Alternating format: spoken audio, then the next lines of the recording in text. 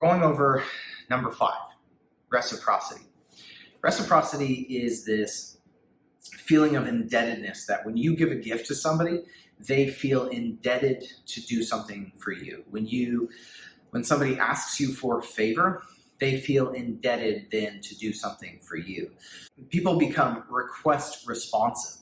That means after they feel indebted to you, you can go ask something of them and they will be responsive to that. They'll acknowledge that they owe it to you and they will go through to completing it.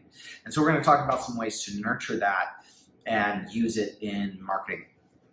First off,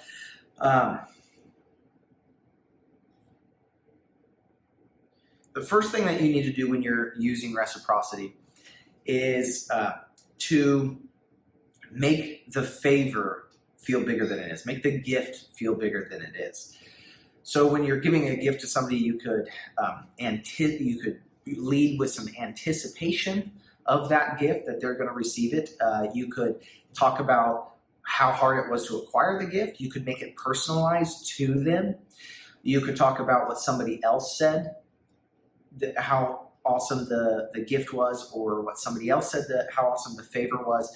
Think about The Godfather. When a gentleman came to ask him to whack somebody on his daughter's wedding day, and he says, "You've come to me on this great day, and you're putting me out. Such and such says that this is going to be a big job, and that I shouldn't do this, and da-da." So he makes it this big show. He makes the favor this big thing, first off. So make the perceived value of the gift as big as you can.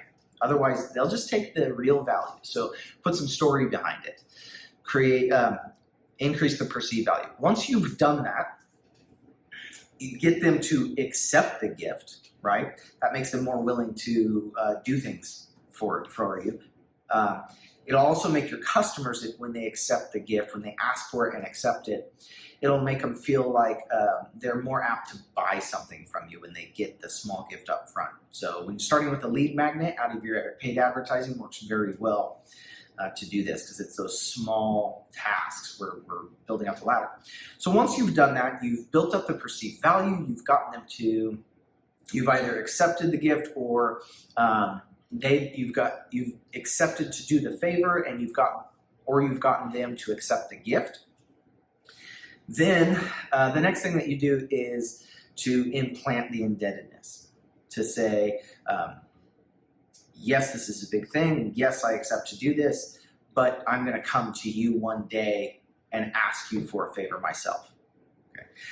Now, what will kill that is if they know that you're going to ask for a favor. If they know that you're only doing the favor for them in order to gain the reciprocity, that will kill the reciprocity. That will kill the feeling of indebtedness when they can anticipate that you're going to then owe them.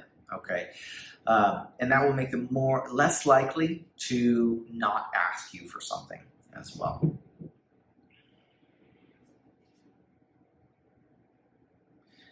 So a great way to do this, if you're doing a joint venture, is to send somebody a gift, personalize it to them, make it a big deal, send them a gift. Okay, if you can get photos of it, if you can do it while they're up on stage, whatever, make a big show of giving this gift to them.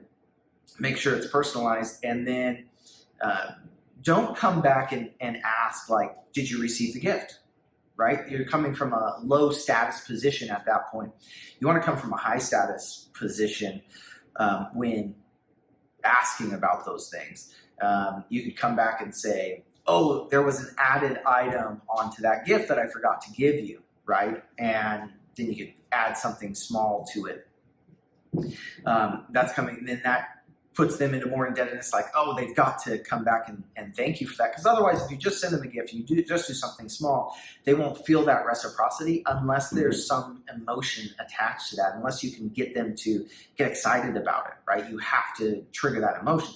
But when you can trigger that emotion, you start small, you give them something, and you can come back later and give that joint venture partner a second gift, okay?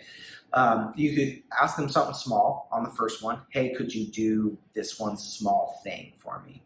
And then come back and give them a second bigger gift.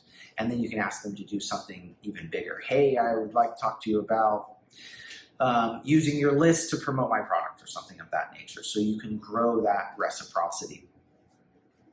If you give a small gift and then just return and come give a second bigger gift to them, they would definitely feel indebted. So you could almost even advertise this small gift that you did give them out publicly. Hey, I just gave this to such and such, and then they would feel publicly, oh gosh, you did this. I really got some reciprocity here that I've got to take care of. So what are some things that you can provide a man or you can provide a woman that's going to trigger that emotion, that's going to increase the feeling of this reciprocity? Well, with men, you can obviously give them women. Number 2, connections, and 3, skills. Those are the 3 things that you can give a man that's going to make them trigger that emotion in them. That's going to make them that's going to be very valuable for them.